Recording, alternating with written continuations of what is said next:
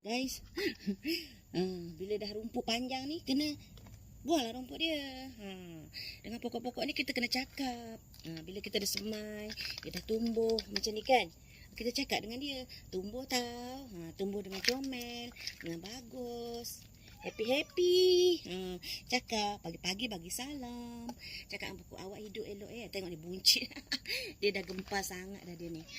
Saya punya kaktus kaktus gymno. Kaktus gymno ni dah tua ni pun dah tumbuh dah ni, nampak tu. Yang dah sesemai tumbuh. Tapi banyak rumput kan. Yang ni jangan buang, letak sini balik, nanti dia akan tumbuh semula.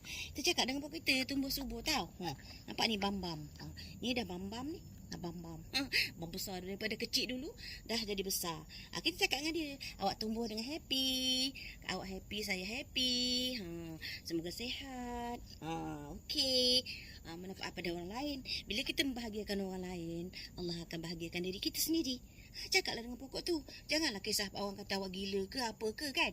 Sebab ini adalah kehidupan yang orang kata yang hidup. Makhluk yang hidup. Cuma mereka tak ada mata, tak ada hidung, tak ada tu, kita tak nampak kan. Gitu. Kalau pokok kita nak subur, salah satunya kita kena sentiasa jaga mereka dan bercakap dengan mereka.